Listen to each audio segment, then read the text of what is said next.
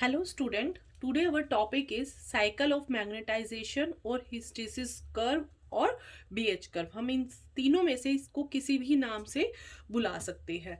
तो cycle of magnetisation, hysteresis curve और BH curve को पढ़ने से पहले हमें थोड़ा बहुत अपना फेरोमैग्नेटिक सब्सटेंस के बारे में पता होना चाहिए कि व्हाट इज फेरोमैग्नेटिक सब्सटेंस। तो फेरोमैग्नेटिक सब्सटेंस क्या है हमारे पास? दो substance which acquire strong magnetism in the direction of applied magnetic field are called ferromagnetic substance. अगर हम इसको दूसरे शब्दों में बोले तो फेरोमैग्नेटिक सब्सटेंस वो है जो फीबली अट्रैक्ट हो जाते हैं मैग्नेटिक फील्ड से।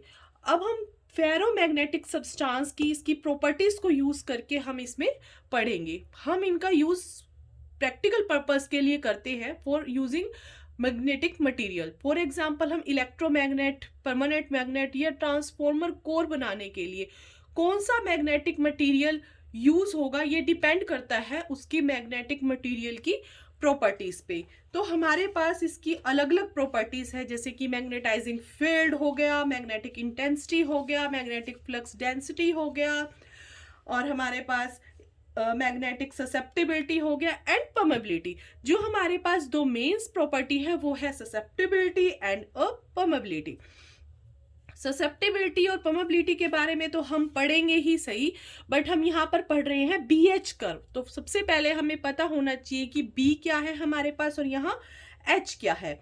तो H जो है वो हमारे पास क्या है? Magnetising field, magnetic field intensity या मैग्नेटाइजिंग फील्ड इंटेंसिटी, किसी भी नाम से बोलो, बट हम इसको इंडिकेट करते हैं H वेक्टर से। अब ये होती क्या है हमारे पास? Magnetising field intensity at a point is the number of lines of magnetic lines of force crossing per unit area around that point, the area being held perpendicular to the direction of line of force। या हम इसको इस तरीके से भी बोल सकते हैं कि जो मैग्नेटाइजिंग फील्ड इंटेंसिटी है, force experience by a unit north pole placed at that point and the direction is the in which unit north pole will move when free to do so। Next हमारे पास है हमारी B, जिसको कि हम क्या बोलते हैं? मैग्नेटिक फ्लक्स डेंसिटी या मैग्नेटिक इंडक्शन। अब ये है क्या? जब हम किसी भी मैग्नेटिक मटेरियल को एक यूनिफॉर्म मैग्नेटाइजिंग फील्ड के अंदर रखते हैं तो वो मैग्नेटिज्म को क्या करते हैं? एक्वायर कर देता है और डेवलप करता है अपना own magnetic field due to induction के कारण। तो इस कारण जो उसका ओरिजिनल मैग्नेटिक फील्ड है वो मॉडिफाई हो जाता है both inside as well as outside the magnetic material. तो हमारे पास जो ये मॉडिफाइड रिजल्टेंट फील्ड है that will is known as the magnetic field density, या फिर हम इसको बोल देते हैं मैग्नेटिक इंडक्शन। अगर हम इसको डेफिनेशन की फॉर्म में बोलना चाहे तो ये हमारे पास है क्या? Total number of magnetic lines crossing per unit area normally through a magnetic substance is called the magnetic induction. जो हमारे पास इसकी यूनिट, ऐसा यूनिट है हमारे पास टेस्ला, TESLA। नेक्स्ट, अब हमारे पास इसकी जो दो मेन प्रॉपर्टीज है दैट इज एक्साइम एंड म्यू। एक्साइम को हम बोलते हैं magnetic susceptibility, that magnetic susceptibility equal to I/H। I और H क्या है हमारे पास? That is ratio of intensity of magnetisation I induced in the substance to the strength of magnetizing field in which the substance is placed, that is exim is equal to I/H। susceptibility को जो है हमारे पास K is 0 for air, positive in case of paramagnetic material and ferromagnetic material and negative in case of diamagnetic material। Next है हमारे पास magnetic permeability. अब magnetic permeability क्या है कि it measure the degree to which the specimen can be penetrated, यानी हमारे पास mu is equal to B/H, ratio of magnetic induction to the strength of the magnetising field, that is known as the magnetic permeability. अब हम पढ़ते हैं अपने topic की तरफ, जो है हमारे पास हमारा main topic that is known as the cycle of magnetism. Magnetisation. तो साइकिल ऑफ मैग्नेटाइजेशन के लिए हम इसको डिफाइन करेंगे एक ग्राफ से। हमें ग्राफ स्टडी करना होगा। जो हमारा ग्राफ होता है वो दो फिजिकल क्वांटिटीज के बीच में है। तो अब हमारे पास क्वांटिटी है B and H. B and H के बारे में हम आपको बता चुके हैं। इसमें जो ये कर्व शो हो रही है, इसी कर्व को नाम दिया गया है बी एच कर्व बोल दो या फिर हिस्टेरिसिस कर्व बोल दो। तो इसके लिए हमने सबसे पहले क्या लिया है, एक आयरन रोड ली है जिसको मैंने पेन से डार्क करा हुआ है।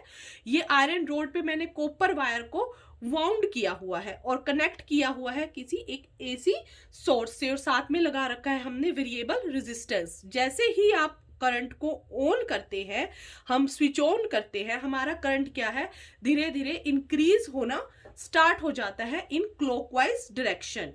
अब हमारे पास जब ये वाउंड कर रहे हैं तो ये हमारे पास एक लूप का काम कर रहे हैं, दैट लूप। अब ये जो लूप है ये हमारे पास क्लॉकवाइज डायरेक्शन पे इस तरीके से हमारे पास ये क्या कर रहा है, काम कर रहा है। कोयल जब हमारे पास करंट क्लॉकवाइज डायरेक्शन में फ्लो करता है तो वो हमारे पास साउथ पोल की तरह एक्ट करता है, यानी जो उसका अपर सरफेस है, अपर फेस है वो साउथ पोल की तरह, और जो नॉर्थ फेस है वो जो लोअर फेस है वो नॉर्थ पोल की तरह एक्ट करता है। और ये जितने भी हमारे पास लूप्स बन रहे हैं, ये all loops act as a tiny magnet that will produce the dipole movement. अब हम पढ़ेंगे कि हमारे पास इस कर्व की स्टडी कि कर्व हमारे पास किस तरीके से आया। जैसे जैसे आपने करंट को इंक्रीज किया एक सोलेनॉइड में, हमारे पास एच भी इंक्रीज हुआ और बी भी आपके पास इंक्रीज हुआ। तो हमने कंसीडर किया कोई भी फेरोमैग्नेटिक सब्सटेंस जो कि अनमैग्नेटाइज स्टेट पे है स्टार्टिंग में, ठीक है।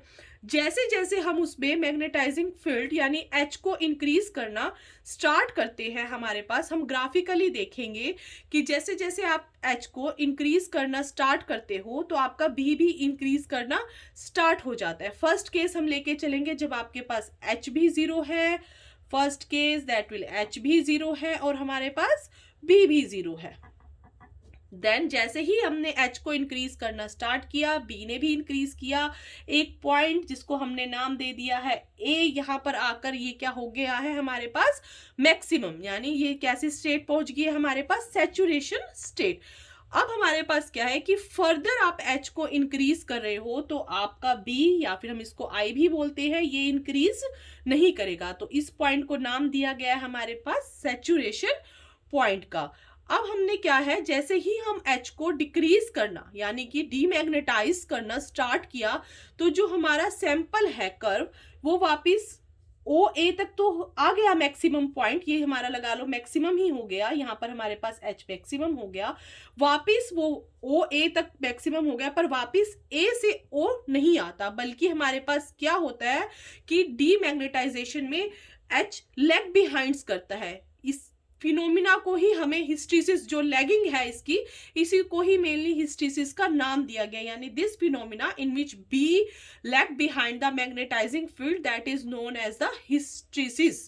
अब हमारे पास इस कर्व में क्या है, जैसे ही फेरोमैग्नेटिक हमारे पास सैंपल है वो सैचुरेशन स्टेट पे पहुंच गया एट ए।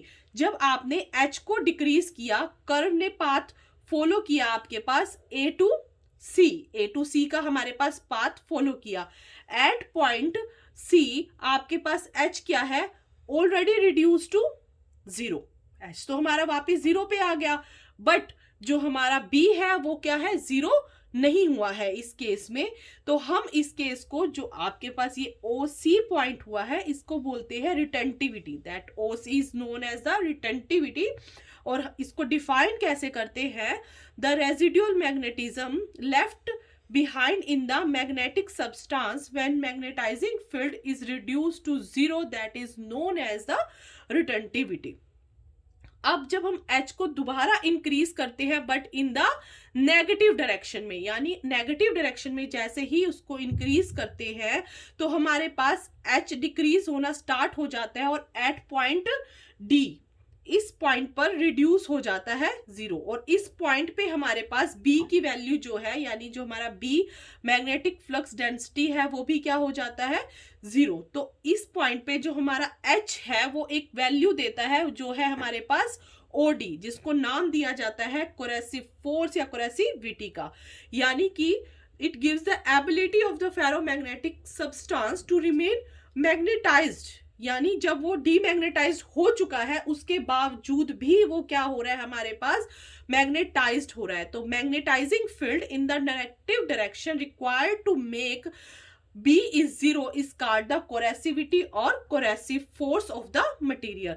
फर्दर जब हम H को इंक्रीज करते हैं इन द नेगेटिव डायरेक्शन या हम रिवर्स डायरेक्शन में, तो हम क्या कहते हैं, वापस हमारे पास सैचुरेशन स्टेट आती है जिसको आप डिफाइन करते हो पॉइंट E से। अब इंक्रीज ऑफ H स्टेट से मैग्नेटाइजेशन क्या हो रहा है हमारे पास, रिपीट हो रहा है EFGH से। और जो हमारी ये पूरी कर्व है जिसको हमने नाम दिया है ACDEG और वापस A, इस पूरी कर्व को बोला जाता है cycle of magnetisation. The closed curve और कॉल्ड द हिस्टेरिसिस लूप। और हिस्टेरिसिस को हम पहले ही बता चुके हैं कि हिस्टेरिसिस आपके पास क्या है, lagging behind the lagging of magnetization PM behind the magnetizing field H when the ferromagnetic substance is taken through a complete cycle of magnetization is known as the hysteresis। हमने इस कर्व के बारे में ये सब पढ़ा।